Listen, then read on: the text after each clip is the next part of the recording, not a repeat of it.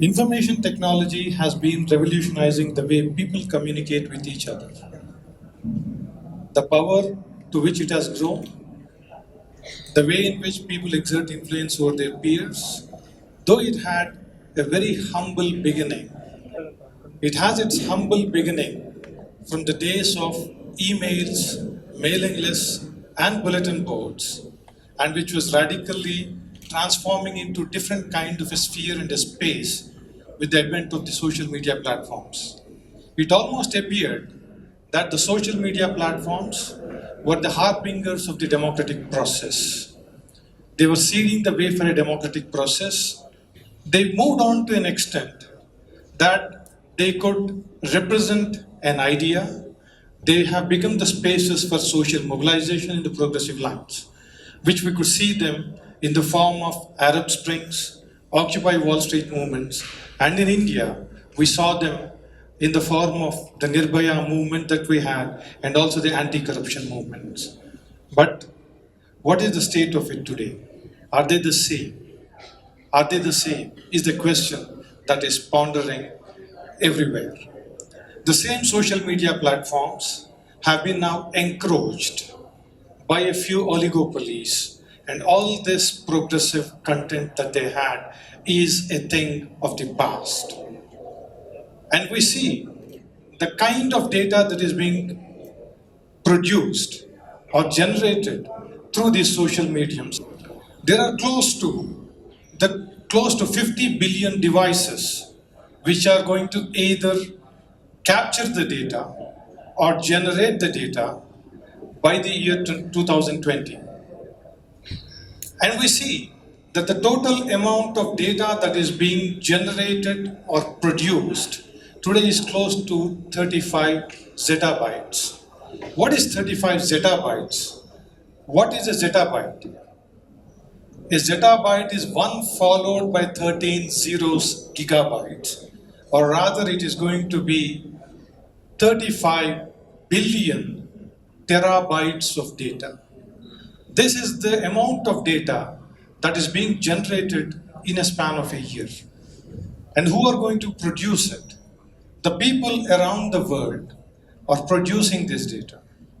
That includes the text that you share, the photos that you take, the videos that you share, and this information is so huge, which is produced by the commons and is being harvested by the oligopolies.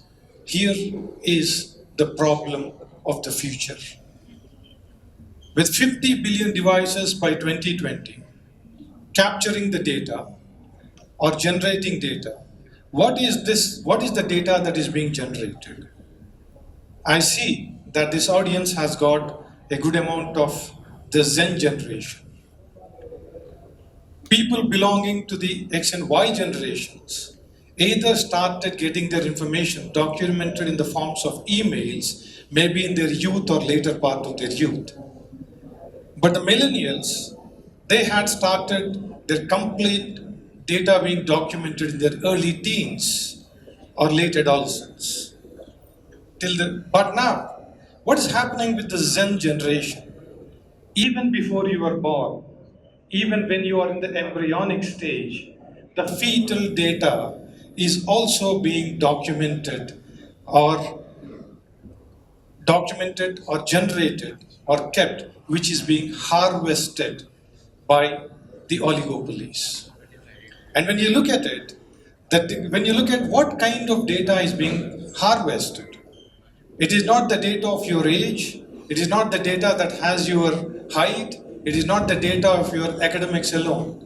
Your behavioral pattern, how do you behave, how do you respond, what are the places that you move on to, where are the places that you go around, how much time do you spend at a particular location, with geotagged information is something that is being documented, or you could say gathered or produced and ultimately harvested by a few mega corporations. When you look at it, the figures say that there are close to 2.7 billion Facebook users and 1.5 billion WhatsApp users and 2 billion Google users. I would say, when I say 2 billion in Google here, I specifically mean that there are close to 2 billion people in the world who use Android as an operating system. When you look at adding it up, I haven't really counted as yet the total number of people who use Google search or use other Google services. When you add up the existing data itself, it says that 1 out of every 3 persons in this world, their data is being documented, or 1 out of every 3 individuals in the world is engaged in generating data or producing data.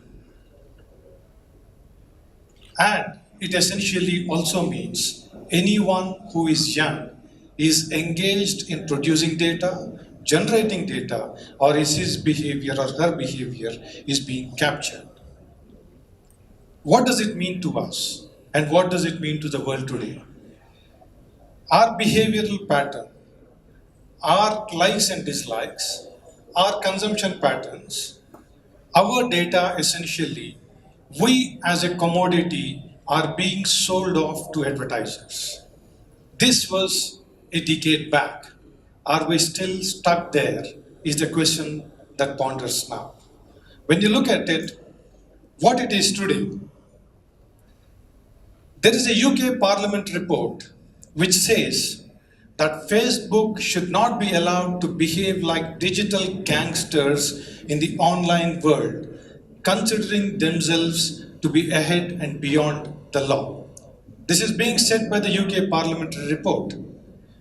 The principal reason why this comment came up by such a high parliamentary committee, we need to look at it, what has happened with these digital platforms. We need to remember what happened some days back. We have an example called Cambridge Analytica. Let us take it as an example. What did Cambridge Analytica do? Cambridge Analytica developed an app. I'm pretty sure good number of you should have been very much well engaged with Farmville, right? People are using Farmville, but definitely Cambridge Analytica also developed an app, and certainly it is not a game. But definitely Cambridge Analytica was engaged in a rather different game of manipulating people's behavior. The app was downloaded by 270,000 users, or it would say 270,000 users. When 270,000 users downloaded the app, the access that Cambridge Analytica should have had is the data of these 270,000 users. But Facebook gives privileges, private privileges, to a certain whitelisted companies which are associated with it, and Cambridge Analytica could download, or you could say grab the data of all the friends of these 270,000 users, which came close to be 50 million users. And what did they do with this data?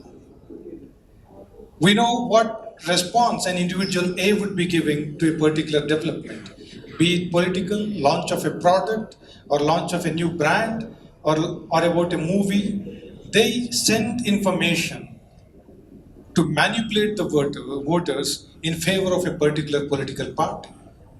This was seen in the US elections, and also even in the elections of Brexit, and also in the 2014 general elections. The kind of a data that they generated. This is a slide that we tried to see what Facebook did in 2016.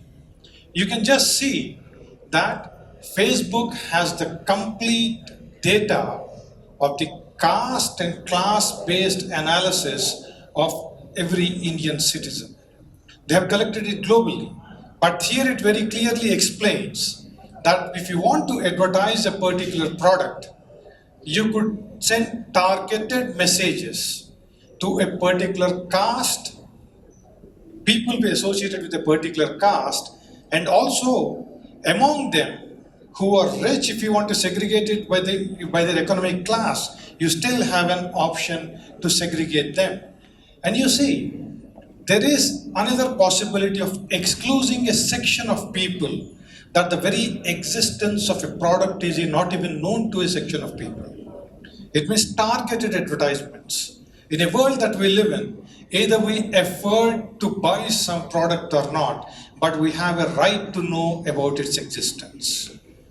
But the methodology that Facebook has been following is to nothing but fragment the people and build up huge walled gardens. And it is time for us to remember when Rabindranath Tagore in the freedom movement said where the world has not been broken up into fragments by narrow domestic walls. But here you see that two people sitting adjacent to each other using the same network from the same caste, because of different economic class, they are being segregated, or you could say discriminated. Two people with the same economic class, but because of the variation of a caste, they are segregated or discriminated.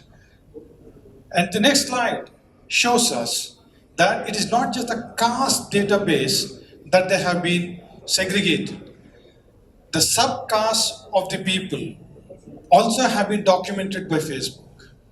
You can see the subcaste database also available with Facebook. Facebook has the data of caste, subcaste, and also their economic strata. With a combination of multiple levels of data and details of an individual, we are being sold as commodities. Are we being just sold as commodities to buy a particular product? We have passed that stage.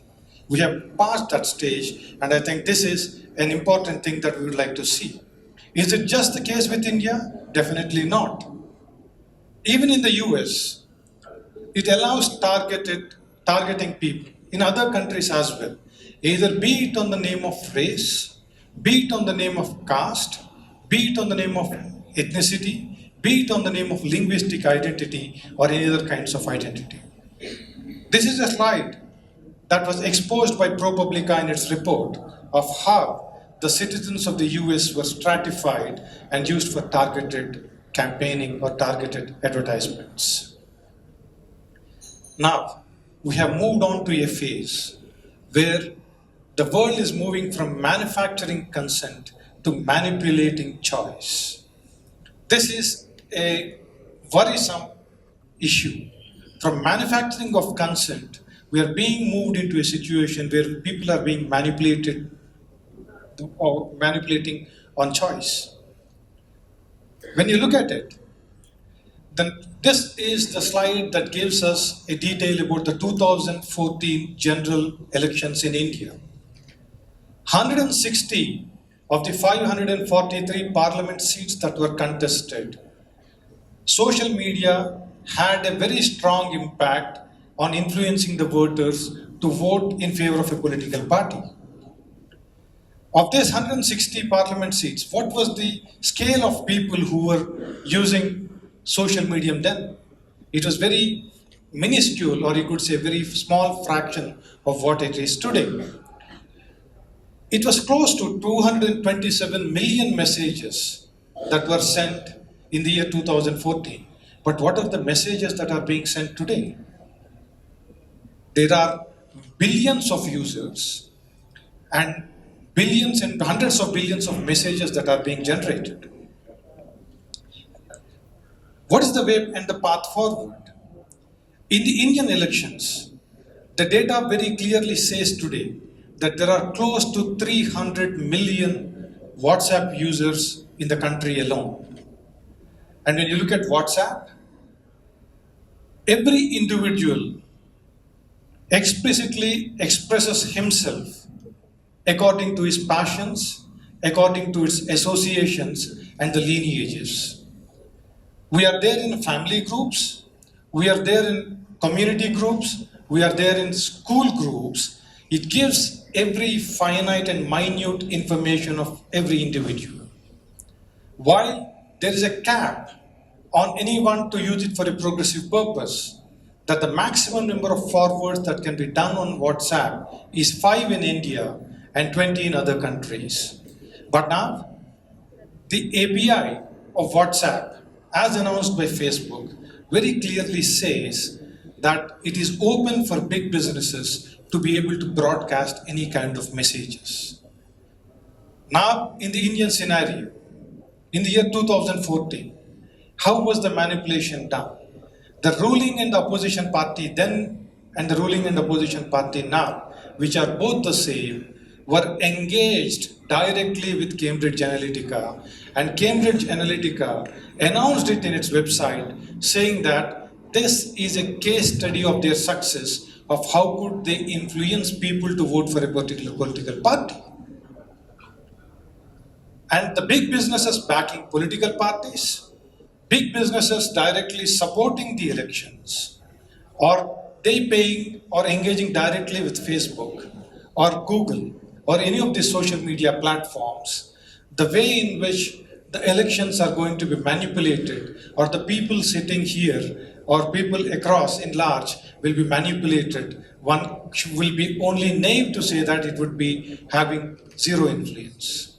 And for us also, we should realize that these social media platforms approach political parties directly. Cambridge Analytica was a partner of Facebook which did a certain things. And the CEO or the chairman of Facebook came out in the public and said, this is the money that Facebook should be getting directly and not the partners. It essentially says that these social media platforms will be engaging with political parties to manipulate public opinion in favor of a particular party or whoever has the budget and pays the money for.